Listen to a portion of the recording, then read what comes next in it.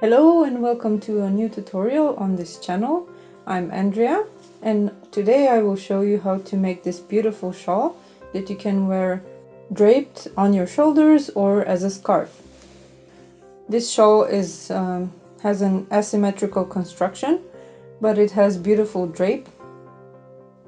This pattern grows from one point and you increase and decrease every row. It has a slow growth. It's not very wide at the beginning, and as you get towards the end you will have a much wider side. This creates a long wave shape with a nice drape, which you can wear in many different ways. For this pattern you will need a cake of gradient yarn, like this one for example. This is Cotton King's Twirls. It's 800 meters of cotton yarn for 200 grams. And if you want to make the shawl as fluffy and soft as the one that I made, then you will also need some companion yarn like this. Very thin, light mohair or mohair blend, which you will work together with the main yarn. This will give you a lot of volume, and you will need to increase the hook size that you would normally use with this yarn. So normally you would use a 3.5 millimeter hook for this kind of yarn, and with the companion you would go to 5 millimeters, 5.5 or even 6 to give the yarn enough space to expand. For this tutorial I will use something much easier to work with for video. Again, Alize Cotton Gold.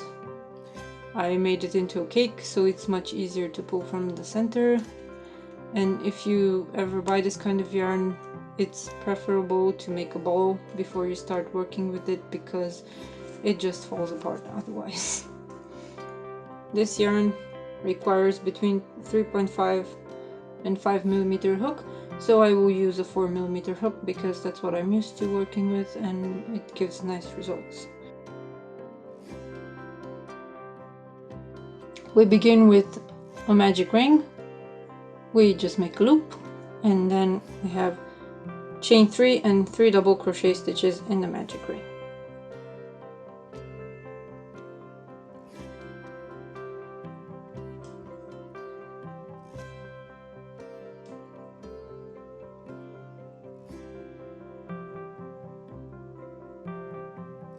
Then we close the magic ring, and this is the point, the foundation, let's call it.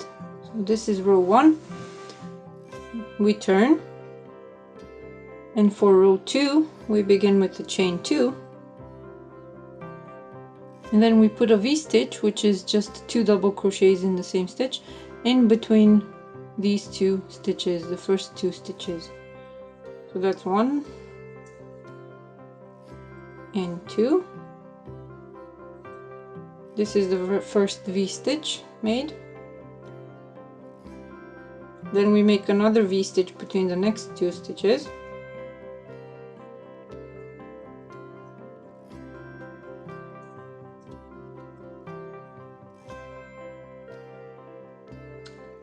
And then we make a V-stitch and a double crochet stitch. So that's 3 double crochet stitches in the top of the last stitch. So we don't work in the space, we work in the top of this stitch, which is a chain 3. That counts as a double crochet, so we work in the third chain. 3 double crochet stitches.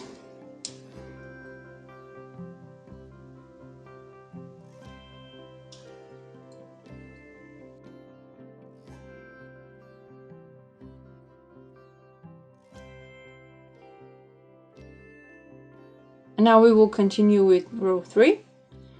We chain 3, this counts as a double crochet stitch.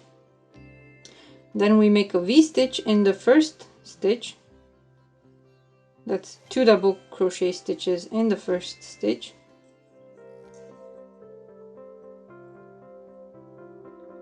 One V in the next of each 2 V-stitches, so this is 1 in between the these 2 double crochet stitches. So we skip the first, which we worked already into, and then we make the stitch here in between these 2 stitches, and that's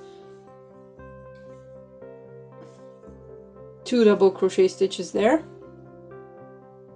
Then the same in the next V-stitch. We look at the V-stitch here, and in the middle we put 2 double crochet stitches. That's 1 V-stitch.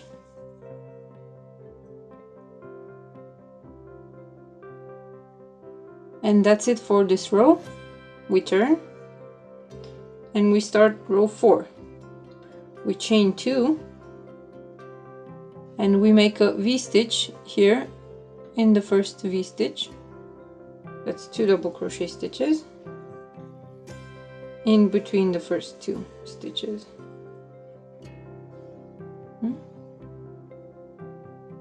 Then we make 2 V-stitches, one in each of the next 2 V-stitches that we can see here.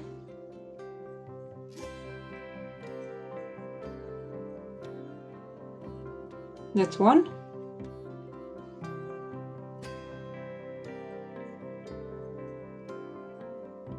And 2.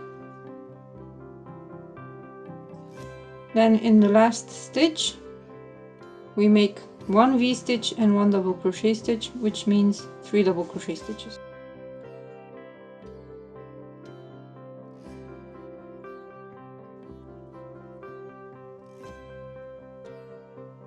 One,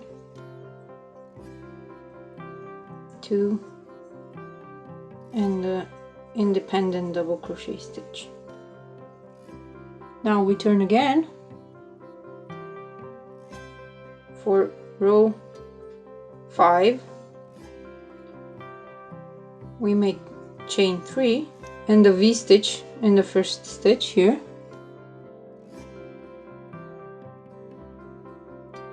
Then we make 1 V-stitch in each of the next 3 V-stitches.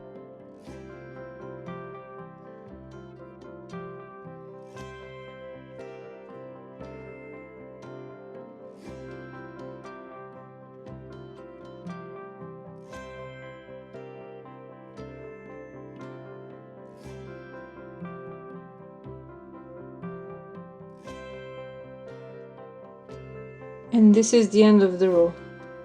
Row 6, we turn, we chain 2, we make V-stitches in each of the 4 V-stitches that we have.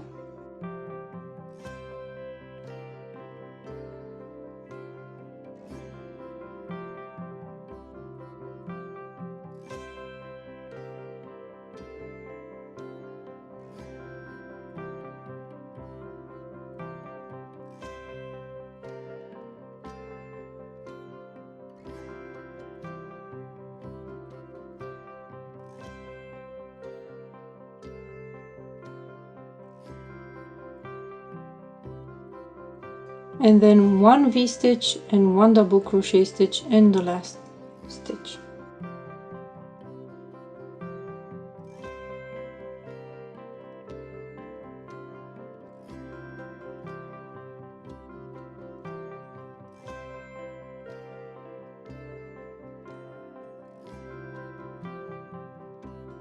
And that's it. This is how we continue.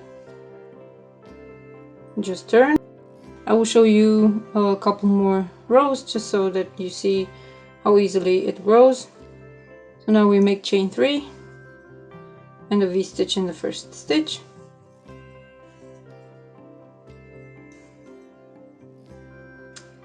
Then we make V-stitches in these 4 stitches. We skip the last one.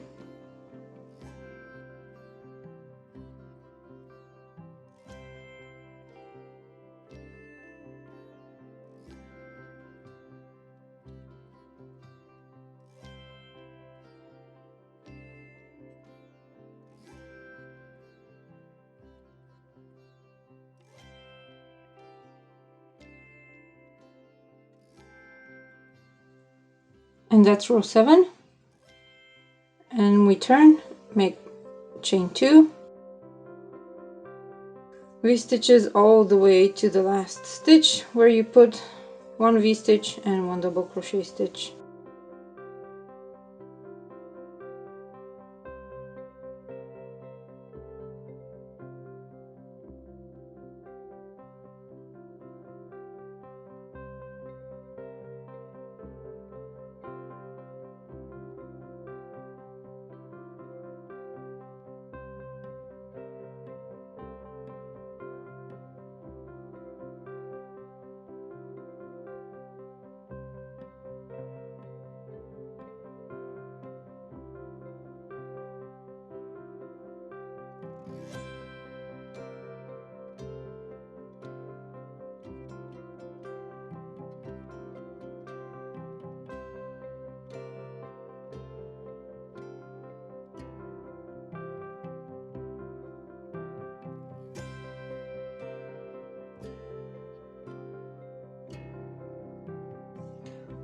You will continue like this back and forth, adding one more V-stitch every 2 rows, because you add one V-stitch one row and then you skip one at the end. So every 2 rows you have an extra V-stitch. This means that the shawl will grow on the bias, but it will grow slowly. Here it's a bit more stretched out. You can block it back into the original shape if you want to, but I like mine just the way it is. You can see the shape. You can find all the instructions to make a shawl as big as mine in the pattern that I linked to in the description. If you like this video, please give it a thumbs up, and if you want me to let you know when I publish new patterns and new videos, please sign up for my emails. If you want to be notified by YouTube when I publish a new video, please subscribe to the channel. Please share your project with me on social media. You'll find my links in the description. You can add your project to the Ravelry page for this pattern. I like seeing everyone's projects, and I'm looking forward to seeing yours. Thank you for being here, and I will see you next time. Bye!